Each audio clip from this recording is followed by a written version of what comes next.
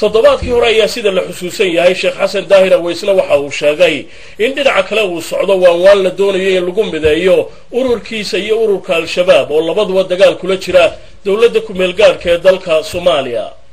warbixintan waxa noo soo diray wariyaha kale ee Universal TV uga soo warrama magaalada Muqdisho Cabdinuur Muudi Al-Cadaala. waxaa soconaya dadaallo diblomaasiyadeed oo ku aadan sidii loo heshiisiin lahaa dawladda ku meel gaarka ee Soomaaliya iyo ururka Xisbul Islaam ee uu hogaamiyo Sheekh Xasan Daahir Aweys kaasoo ay wadaan ururka Mu'tamarul Caalam al-Islaam. sidaasina waxaa telefishinka caalamiga ah ee Universal u sheegay xildhibaan Cismaan Buuba Yuusuf oo maanta aanu xogwaraysi qaas ah kula yeelanay magaalada Muqdisho, isagoo intaasina ku sii daray inay iminka muuqato rajo wanaagsan oo laga qabo wadahadal toos ah oo dhexmara labadaasi dhinac oo aakhirtaankana keena heshiis waara. طبعا waxaa jirta xiriir mu'tamar ku leeyahay inkastoo anu baarlamaanka aan ku jiro hadana waxaa jiro qaybaha kale ee mucaaradka dawladda ama ka soo horjeeda xiriir aan leeyahay sifadeedu cudub mu'tamar caalam al-islaam wax yar khilaafka jiro waa khilaaf iska basiid ah insha Allah oo mar dhow dhamaanayo Soomaaliya saadla socotay wuxuu fargelin shisheeye ayaa ka jirta walaakiin mu'tamar caalam san door weyn oo ka qaatay soo dhaweynta xiriir waxaan la yeelanay Sheekh Xasan Daahir Aweys oo ah maxaan ku raadin gudoomiyaha Xisbul Islaam iyo madaxweyne Shariif Sheekh Axmed iyo mas'uuliyiinta kale Soomaaliyeed dhowr jeer madaxa ururka ama gudoomiyaha ururka Macaali Dr. Cabdul Umar Nasiif ittisaalaad badan ayuu la soo yeeshay madaxda Soomaaliyeed hadda nafteeda rasaa'ilooyin oo xambaarsanaa jira madaxweyne Shariif Sheekh Axmed xafidahullah wa ra'ah iyo gudoomiyaha Sheekh Aadan Maxamed Nuur Madow gudoomiyaha baarlamaanka iyo ra'iisul wasaare Umar Cabdirashiid aan soo gaarsiiyay iyo mid kale oo wada Sheekh Xasan Daahir Aweys asagan xafidahullah gudoomiyaha ururka Xisbul Islaam.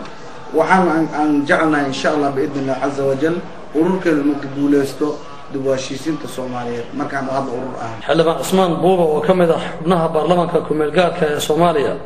in muddaahina ku maqnaa dibadaha ayaa dhawaan ka qayb galay fadhigii baarlamaanka ee lagu diiday mooshinkii ku saabsanaa heshiiskii soodinta badda ee dhexmaray dawladaha Kenya iyo Soomaaliya kaasoo uu ku sheegay in baarlamaanku qaatay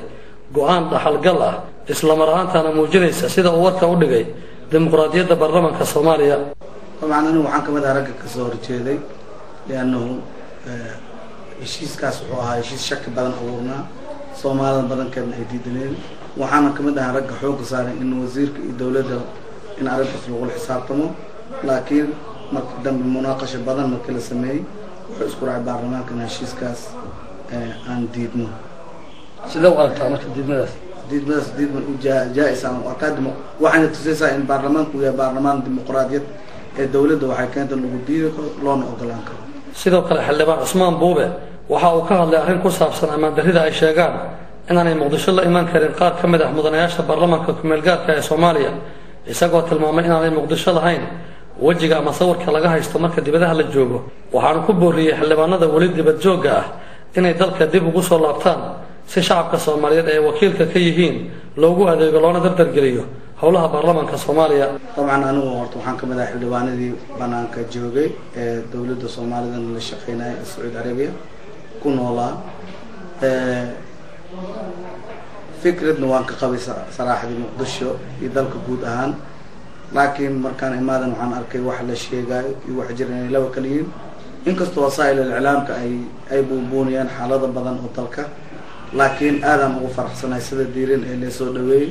waxay ugu filneed markii hore isbadiyaalada aan soo degay hawada macaanka badan ee Muqdisho waxaana soo xasuustay maalmihii bersamaadkii oo la oran jiray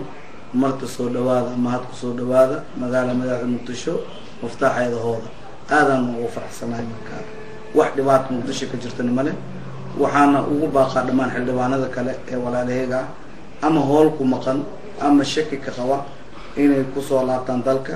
la wadaagno dadka aan mathalna Soomaaliyeed dhibka ay qabaan iyo dheefta ay qabaan iyo dhibaatada wadanka ka jirto qaas ahaan inaan ka wada shaqeyno isku soo keenida iyo dib u heshiisiinta Soomaaliyeed. si kastaba ha ahaatee dadaaladan dib u heshiisiinad ee laga dhex wada dawladda ku meel gaarka ee Soomaaliya iyo ururka Xisbul Islaam oo ka mid ah ururada hubeysan ee dawladda la dagaalamayay ayaa haddii ay hirgalaan waxay noqonaysaa tallaabo wanaagsan oo loo qaaday dhinaca nabadda. Cabdinuur Muudi Al-Cadaala.